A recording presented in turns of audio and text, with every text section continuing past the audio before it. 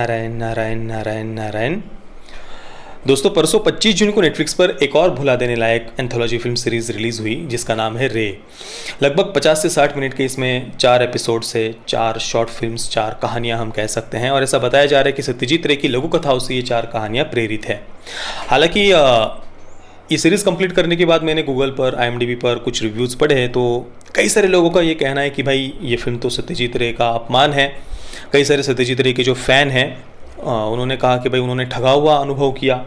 इसके अलावा कुछ लोगों ने कहा कि जो सत्यजीत रे की कहानियों का जो मूल भाव था, जो एसेंस था, उसे वे यहाँ पर कंटिन्यू नहीं कर पाए हैं, उस भाव को वे कायम नहीं रख पाए हैं। हालांकि कुछ रिव्यूज़ ऐसे भी मिल जाएंगे जिन्होंने इसे 10 आउट ऑफ 10 स्टार्स दिए हुए हैं, पर वो रिव्यूज़ मुझे कुछ खास ऐसे जेन्युइन लगे नहीं। ऐसा लग रहा था जैसे नेटफ्लिक्स की जो PR टीम है उन्होंने रिव्यूज़ दिए हो, ऐसा लग रहा था।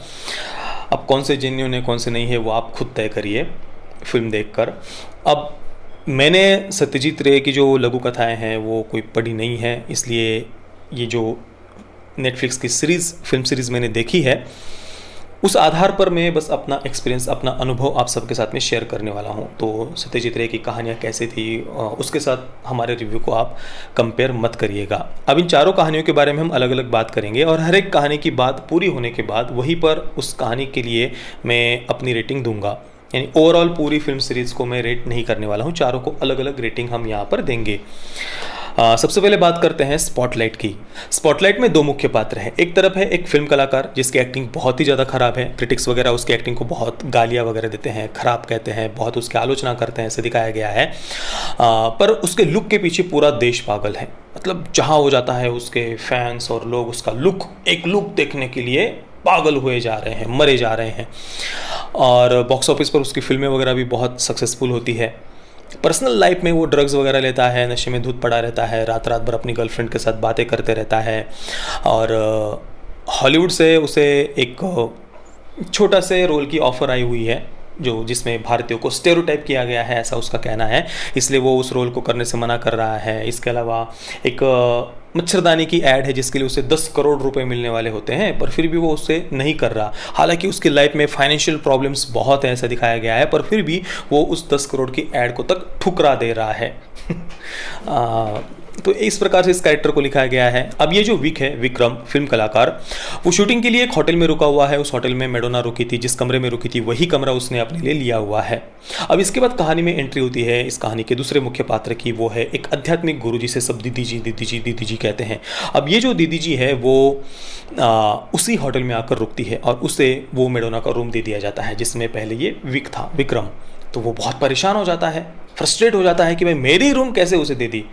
और दीदी जी के वहाँ आने के बाद में जो जितने भी होटल का स्टाफ है, वहाँ के लोग हैं, ये जो विक है, उसका जो प्रोड्यूसर है, उसकी जो गर्लफ्रेंड है, सबके सब दीदी जी के पीछे पागल है, सबके सब दीदी जी के पीछे पागल है। और ये देखकर तो वो और भी ज़्यादा फ्रस्ट्रेट हो जाता है। इस चक्कर में वो कुछ अनाप शनाप बातें भी करने लग जाता है, बड़बड़ा वो गुस्से में कुछ गालियाँ वगैरह भी देने लग जाता है। तो उसका जो मैनेजर है वो कहता है कि भाई ऐसा कुछ मत बोलो, कुछ ऐसा गड़बड़ मत कर देना, नहीं तो ये जो दीदी जी के भक्त है ना वो तुम्हें लिंच कर डालेंगे।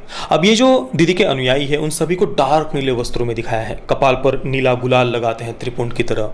कुल मिलाकर इस कहानी के माध्यम से ये दिखाने का प्रयास किया है कि एक तरफ इस देश के लोग कैसे अंधे होकर दीदी जैसों के पीछे भागते हैं, उनकी चरण कमल रज का जल, मतलब उनके पाँव धोकर जो पानी निकलता है उस पानी के पीछे लोग पागल हुए जा रहे हैं, उस पानी को पीने के लिए। और दूसरी तरफ ये जो बेचारा एक्टर है उसका फ्रस्ट्रेशन दिखाने का प्रयास किया है। कहानी के अंत में हमें पता चलता है कि जो दीदी है वो अनाथ थी। बचपन में सूर्योदय नाम के अनाथ आश्रम में वो रहती थी। दीदी बताती है कि वहाँ पर सबसे ज़्यादा गोरा रंग मेरा ही था, और यहाँ गोरी लड़कियों के साथ में क्या होता है वो तो तुम्हें पता ही है। पर मेरे साथ कुछ हो उससे पहले मैं वहाँ से भाग गई। बाहर आने के बाद मैंने बहुत मेहनत मजदूरी की, पर बाद में मुझे पता चला कि इस दुनिया में कुत्तों के बीच रहना है तो भेड़ बनकर रहकर तो नहीं चलेगा, हमें भेड़िया ही बनना पड़ेगा। यानी ये जो भारत के पितृसत्तात्मक सोच, पेट्रियार्कल सोच से ग्रसित पुरुष रूपी जो कुत्ते हैं, उनके बीच रहना उस अनाथ बच्ची के लिए असंभव हो गया था। और फिर इस कारण से वो ये अध्यात्म के मार्ग का ढोंग करती है। बचपन में एक दिन उसने थिएटर में ये जो विक है उसकी फिल्म देखी थी, और वो फिल्म देखकर उस फिल्म में इस एक्टर का एक लुक देखकर वो बहुत ज़्यादा प्रभावित हो गई थी, एकदम मतलब एक बहुत ही एक जीवन भर उसके साथ रह सके ऐसा एक अनुभव उसे मिल गया था। और उस लुक से इंस्पायर्ड होकर उसने लोगों की आंखों में आग डालकर देखना शुरू कर दिया। और आंखों में आग डालकर देखने से बस लोग उसके पीछे पागल होकर भागने लग गए, दौड़ने लग गए। अंत में हमें यह भी दिखाया गया कि उस होटल पर एक पुलिस रेड पड़ती है, जिसके लिए दीदी ने ही पुलिस वालों को फ़ोन किया था, क्योंकि दीदी का एक जो अनुयायी था वो ड्रग्स का धंधा करता था और उसे पकड़वाने के लिए दीदी ने ये पुलिस वालों को फ़ोन किया था। अब भारत के पितृसत्तात्मक सोच से ग्रसित, पेट्रियार्कल सोच से ग्रसित ये जो पुरुष रूपी कुत्ते हैं, उनके विरुद्ध इस अनाथ अबला नारी की ये जो संघर्ष की कहानी है, ये सुनकर ये जो एक्टर विक्रम है वो बहुत ज़्यादा प्रभावित हो जाता है। फिर दीदी उसे कहती कि अब मुझे यहाँ से बाहर निकलने में तुम मदद करो। इसके बाद फिर वो एक्टर दीदी को साथ में लेकर बाहर निकलता है और ऐसे ऐसे ऐसे ऐसे ऐसे ऐसे हाथ करने लगता है। फिर वो जो पुलिस वाले हैं वो ऐसे ऐसे ऐसे ऐसे हवा में उड़ने लगते हैं। बाद में जब ये एक्टर और दीदी नीचे आते हैं तो वहाँ पर एक पुलिस ऑफिसर सामने बंदूक लेकर खड़ा होता है। तो ये एक्टर दीदी से पूछता है कि क्या ये भी तुम्हारा आदमी है? और तब हमें जाकर पता चलता है कि इसके पहले जो ऐसे ऐसे ऐसे ऐसे ऐसे हवा में उड़ रहे थे पुलिस वाले, वो दीदी के ही पहचान वाले थे या उसके ही अनुयायी वगैरह थे। इसलिए दीदी को बाहर निकलने के लिए उन्होंने ये ढोंग किया था ऐसे उड़ने का। और फिर जैसे जैसे ये एक्टर वहाँ से दीदी को भाग जाने में मदद करता है। अब देखिए दोस्तों, लोगों की अंधश्रद्धा या फिर अध्यात्म की आड़ में जो ढोंग करते हैं, पाखंड करते हैं, इस बारे में समाज को जागरूक करना ही कोई गलत बात नहीं है। हमारी संस्कृति तो हजारों वर्षों से इन सब बातों का खुलकर विरोध करती आई है। भगवान शिव जी ने गुरु गीता में कहा है कि ऐसे जो ढोंगी पाखंडी गुरु होते हैं उनसे हमेशा दूर रहना चाहिए। केवल यही नहीं, भगवान शिव जी ने तो यहाँ तक कहा है कि जो तांत्रिक क्रिया, काला जादू वगैरह करने वाले जो होते हैं, उनकी शरण में भी अगर कोई जाता है तो उसे तो हजारों जन्मों तक कभी मनुष्य योनि नहीं मिलती। इतना भयानक कुकृत्य कि तांत्रिक क्रिया, काला जादू वगैरह, इन सब बातों को बताया गया है। और हमारे संत भी हमेशा से ही ये जो ढोंग, पाखंड वगैरह है, इन सब बातों का खुलकर विरोध करते आए हैं।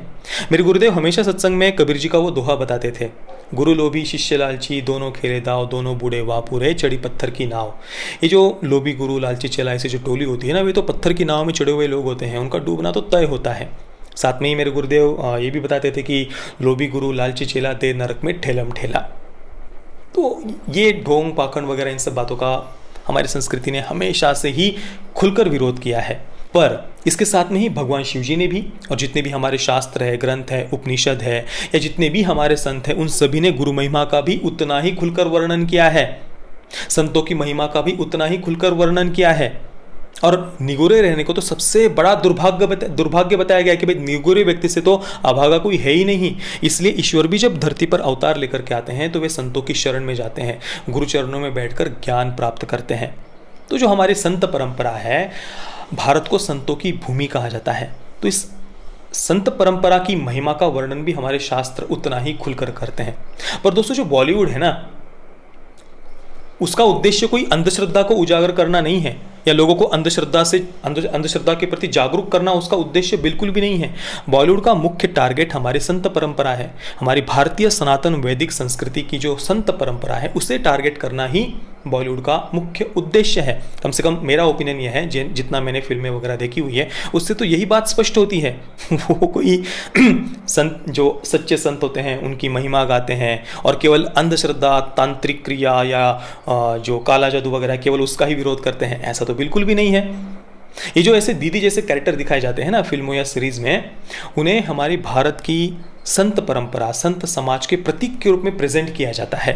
अब ऐसा नहीं कि अध्यात्म की आड़ में कुछ लोग ढोंग वगैरह नहीं करते, पर आप अपवाद को एक देश की परंपरा के प्रतीक के रूप में प्रेजेंट नहीं कर सकते।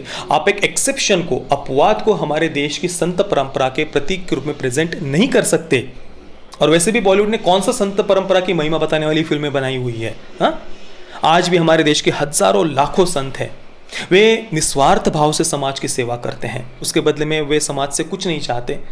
वे ना ही किसी को कन्वर्ट करने का प्रयास करते हैं। ऐसा नहीं कि भाई हाथ से छू लिया तो कैंसर ठीक हो गया, या फिर रा रा रा रा करके अंधे देखने लग गए, गूंगे बोलने लग गए, लंगड़े चलने लग गए। ऐसे झूठे चमत्कार दिखाकर या किसी को कोई वस्तु वगैरह देकर, पैसे वगैरह देकर वे किसी को कन्वर्ट नहीं करते हैं। वे निस्वार्थ भाव से समाज की सेवा करते हैं। सांसारिक सुखों का त्याग करके वे वैराग्य की भावना से ओतप्रोत होकर ईश्वर प्राप्ति के मार्ग पर चलते हैं। और लोगों को भी ज्ञान योग, भक्ति योग, कर्मयोग के मार्ग से अध्यात्म के मार्ग पर चलने को प्रेरित करते हैं। केवल अध्यात्म के मार्ग पर ही नहीं तो भौतिक रूप से भी हम संपन्न कैसे रहे, सुखी, स्वस्थ और सम्मानित जीवन हम कैसे जिए, धर्म, अर्थ, काम, मोक्ष, हर एक मार्ग पर चलते हुए हम पुरुषार्थ कैसे करें, इसके लिए वे हमें प्रवृत्त करते हैं, ज्ञान देते हैं। इस प्रकार से हमारे हजारों लाखों संत आज भी निस्वार्थ भाव से सेवा कर रहे हैं। क्या इनमें से किसी को भी रिप्रेजेंट करने वाली एक सिंगल फिल्म या सीरीज बनी है हमारे देश में? तो ये मत बताओ कि भाई बॉलीवुड का उद्देश्य कोई अंधश्रद्धा को उजागर करना है। ये सब नौटंकी सब देश समझ चुका है। हमारी संस्कृति में संतों का स्थान ईश्वर से भी ऊंचा है। संत है, इसी कारण से हमारी संस्कृति टिकी हुई है। संत है, इसी कारण से हमें ईश्वर के बारे में भी पता चलता है।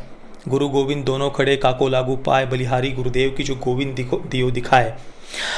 ईश्वर एक बार अपना अपमान सहन कर सकते हैं, पर संतों का अपमान वे कभी सहन नहीं करते। इसलिए गुरु नानक देव जी ने कहा है कि संत का निंदक महाहत्यारा, संत का निंदक परमेश्वर मारा।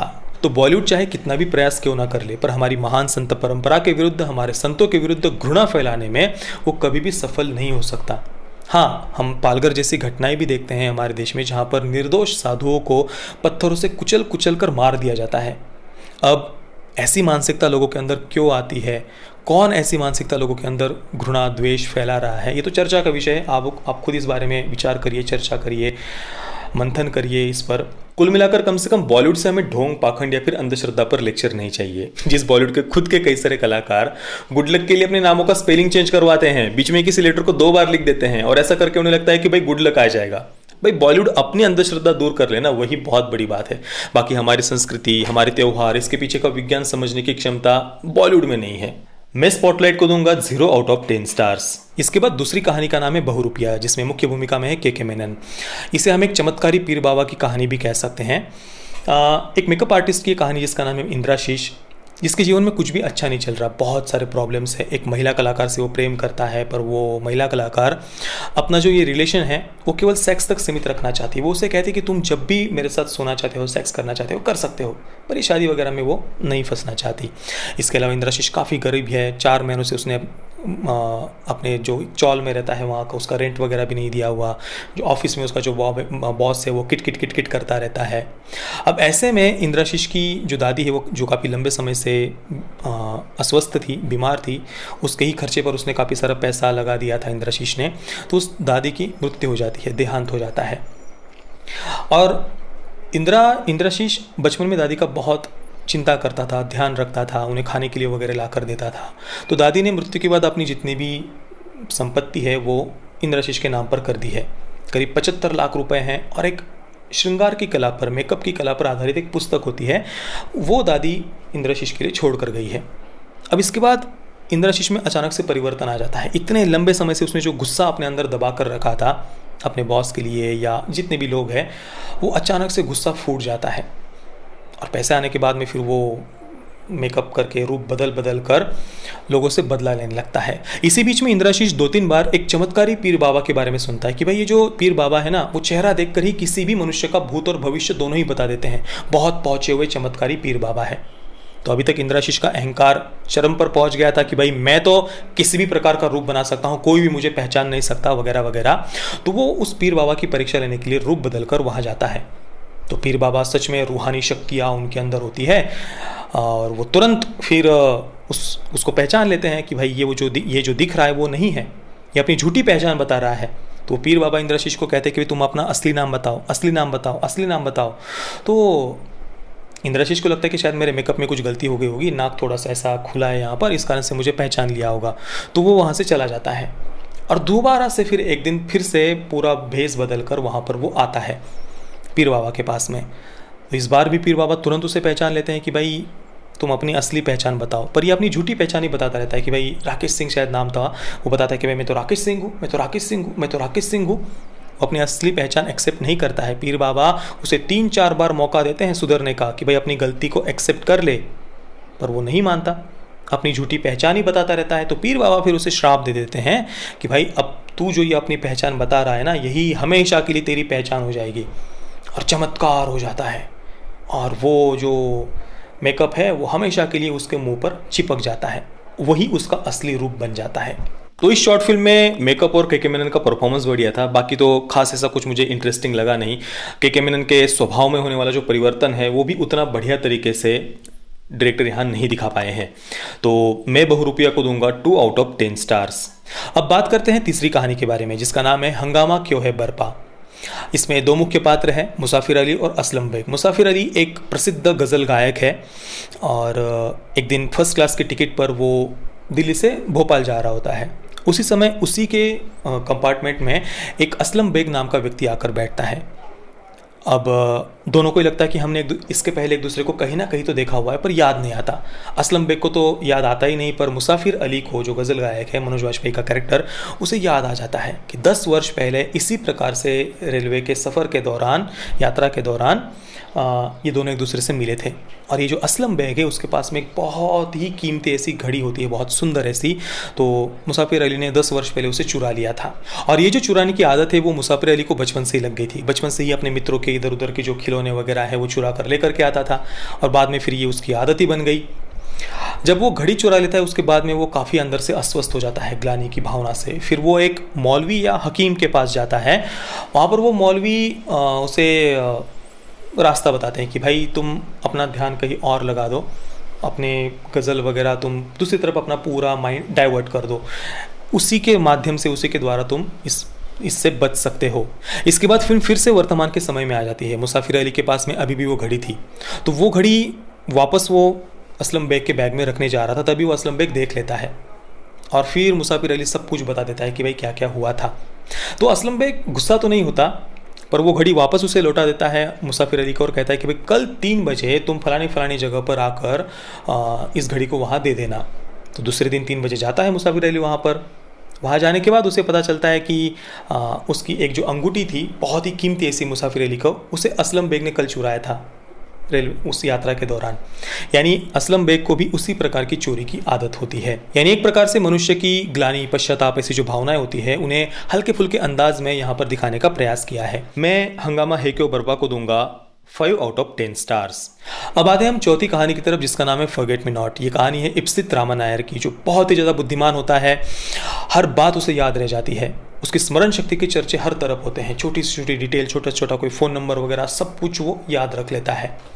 पर एक दिन अचानक से इस इप्सित रामा नायर के जीवन में एक लड़की आती है एक दिन, और वो उसे कहती है कि हम 2017 में औरंगाबाद में अजंता केव्स में मिले थे। उसके बाद हम 4 दिन तक वहीं पर होटल में रुके थे। इप्सित को कुछ भी याद नहीं आता, उसे लगता है कि ऐसे कोई मजाक कर रहा होगा, वो उस बात को इग्नोर कर देता है। पर उस दिन के बाद से एक के बाद एक अचानक से उसके जीवन में कुछ ऐसी घटनाएं उसके साथ होने लगती है जिससे उसे विश्वास होने लग जाता है कि सच में उसकी स्मरण शक्ति कमज़ोर होती जा रही है, वो भूलते जा रहा है। मीटिंग्स उसे याद नहीं रहती, किसी को पैसे दिए वो उसे याद नहीं रहते, औरंगाबाद में जो रुका था उसके भी प्रूफ्स उसे मिलने लग जाते हैं। उसके ऑफिस के लोग उसे बताते हैं कि भाई हाँ तुम 4 दिन तक औरंगाबाद में रुके थे। और इन सब बातों से वो अपना जो संतुलन है बौद्धिक, वो खो देता है और फ्रस्ट्रेट हो जाता है, परेशान रहने लगता है। और ऐसे में एक दिन उसका एक्सीडेंट हो जाता है। एक्सीडेंट के बाद में वो उसकी ऑफिस की जो सेक्रेटरी है मैगी को वहाँ बुलाता है, और वहाँ जाकर हमें पता चलता है कि ये जो मैगी है उसके साथ उसने कुछ शारीरिक संबंध वगैरह बनाए थे। मैगी बाद में गर्भवती हो गई थी, पर इप्सित ने उसे गर्भपात करने के लिए कह दिया था, और करीब 4 महीनों के बाद में मैगी को गर्भपात करना पड़ा था इप्सित के कारण। पर उसी समय इप्सित की पत्नी ये सारी बातें सुन लेती है। इप्सित का परिवार टूट जाता है, वो और ज़्यादा फ्रस्ट्रेट, चिंतित रहने लगता है, और इस कारण से जो बोर्ड मेंबर्स होते हैं कंपनी के, वो इप्सित को, जो कंपनी का वो पार्टनर होता है, वहाँ से हटा देते हैं। सब कुछ वो खो देता है।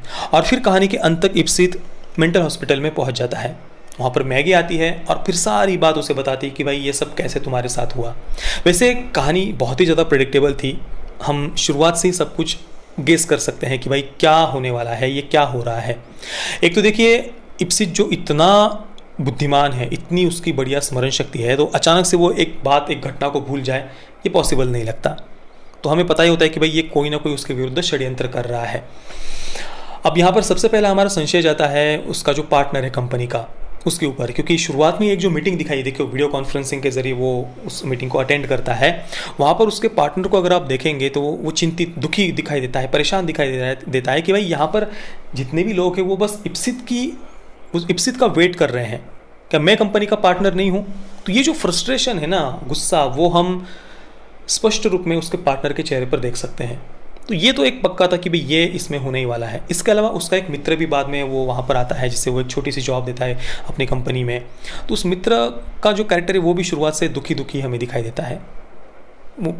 उसके पीछे का कारण तो हमें पता नहीं चलता, पर उसके चेहरे पर वो चिंता हमें स्पष्ट रूप में दिखाई देती है। मैगी के कैरेक्टर पर भी अलग से ही शुरुआत में फोकस किया गया था। वो उनके बात करने में एक कनेक्शन हम फील करते हैं। और जो उसके ऑफिस में ही उसके साथ काम करने वाला एक व्यक्ति होता है, जिसके पास में उसका DSLR होता है, तो उस DSLR के कारण भी हमारे मन में संशय तो आ ही जाता है कि भाई ये DSLR क्यों, मतलब उसने क्यों रखा था इतने दिन तक अपने पास, क्यों वापस नहीं लौटाया, वगैरह वगैरह। तो इन चारों में से कोई ना कोई एक अवश्य, या फिर ये चारों के चारों ही इप्सित के विरुद्ध के षड्यंत्र का हिस्सा होंगे, ये हम शुरुआत में ही गेस कर लेते हैं। तो देखिए, कहानी तो प्रिडिक्टेबल थी, पर फिर भी इसकी कहानी मुझे इंटरेस्टिंग लगी। मैं फॉरगेट मी नॉट को दूंगा 5 out of 10 stars. Parental guidance की बात करें तो सीरीज में एक सेक्स सीन है जिसमें न्यूडिटी नहीं है, थोड़ा बहुत वायलेंस है, खून, मतलब वो अपना सर वगैरह काटता है, जो मेकअप आर्टिस्ट का कैरेक्टर है, छुरा चलाता है।